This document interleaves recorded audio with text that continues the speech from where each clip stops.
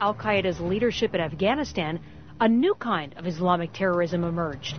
He calls this new enemy al-Qaedism. Al-Qaedism, what do you mean by it? Well, al-Qaedism means it's a spirit or a way of thinking that doesn't have to be connected directly with al-Qaeda. Is it a movement per se? They're part of an ideology of grievance, of very vague complaints about the way they perceive the Western world treats them. Al-Qaedism is dangerous because anybody at any time can plug into the ideology, the hatred, the venom. Steve Emerson, author of several books on terrorism, goes one step further. He believes these isolated strikes are actually part of bin Laden's plan.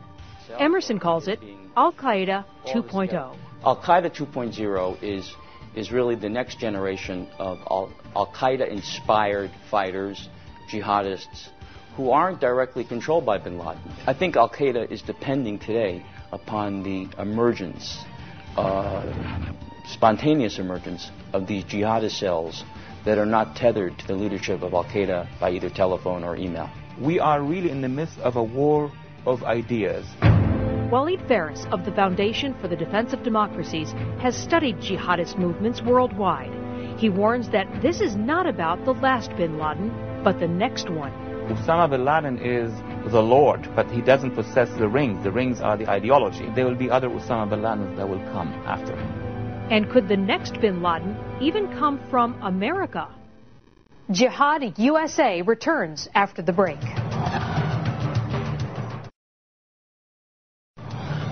As you're about to see, since 9/11, there have been more than a few thwarted plots and bizarre attacks here in America, planned or perpetrated by radical Muslims. They're often back-page news because the bad guys aren't members of an international terror group. That is surely a relief to most Americans, but should it be? September 2002, Lackawanna, New York, the Buffalo Six. Buffalo Six were a bunch of young men who, in April of 2001, went to train in Afghanistan directly in Osama bin Laden's terror training camps. They had a mission that if they were to be activated, they were to carry out jihad. All six were convicted on terrorism charges. October 2002, Portland, Oregon, the Portland Six. In this case, American citizens, after September 11th, attempted to travel to Afghanistan to take up arms against the United States. They trained in the United States and ultimately were convicted of material support to terrorism. June 2003, Northern Virginia, the paintball jihad case. 11 men, converts to Islam, are indicted on charges of attempting to engage in holy war against the U.S. 10 miles from Capitol Hill, American citizens met, plotted, and recruited for violent jihad. 9 of the 11 men were convicted. October 2003, Lodi, California. Hamid Hayat, an American citizen, leaves his home here to attend a jihadi training camp in Pakistan. Later, Hayat admitted to the FBI he actually attended the camp twice. He was ultimately convicted of providing material support to terrorists. October 1st, 2005, Norman, Oklahoma. Outside a packed University of Oklahoma football stadium, Joe Henricks, with a bomb attached to his body, blows himself up. He did so after failing to get inside. That's a suicide bombing in the United States. Then you start hearing, oh, and he attends this mosque. So you think, hey, hang on a minute, he's a Muslim suicide bomber. Why isn't the story being presented in those terms?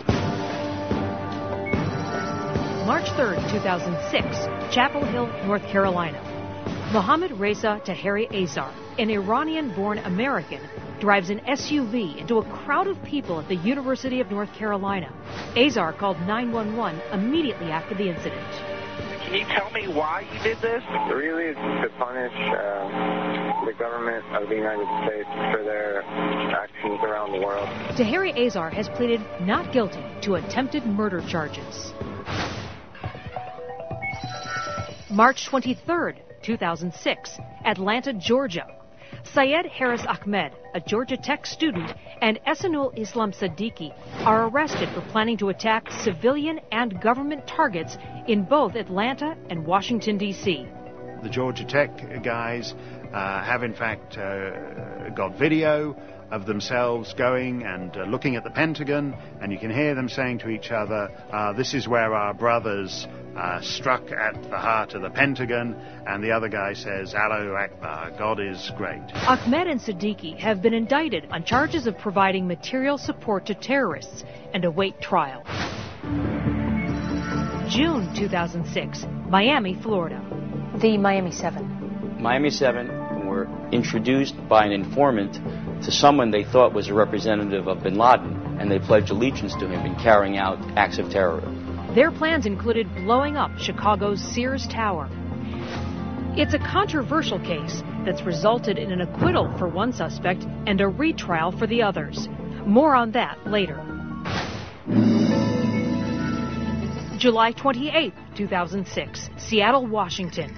Once inside, he immediately began firing at people. Naveed Haq, an American Muslim of Pakistani descent, goes on a shooting spree at a Seattle Jewish center, killing a woman and wounding several others. After his arrest, Haq told police, quote, "This is about the Jews and what they are doing. The Jews are running the country." Haq is using insanity as a defense in his ongoing murder trial. August 29, 2006, San Francisco, California. Omid Aziz Hopal in his SUV runs down 19 pedestrians, killing one, during a rampage that ends up in front of another Jewish community center. He aimed at people in the crosswalks.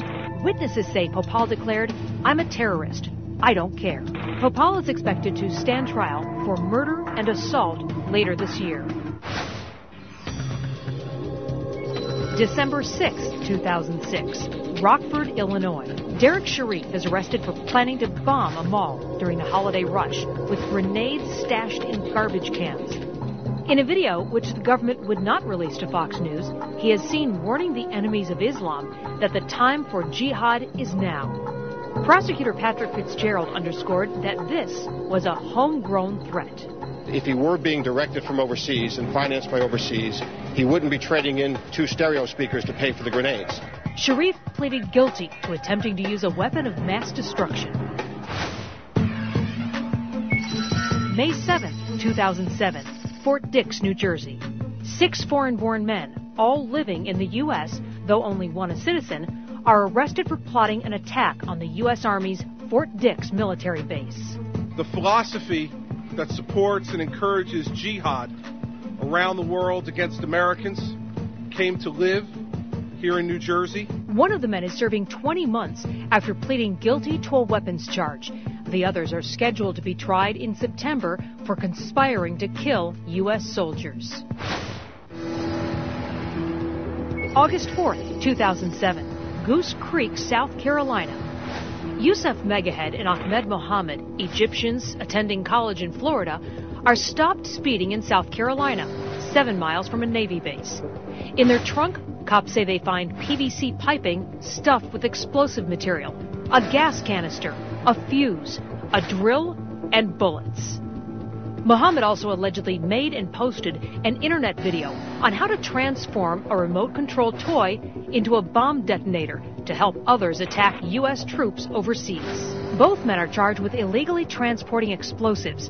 That trial is set to start April 28th. Mohammed is also charged with assisting terrorists and will stand trial May 12th.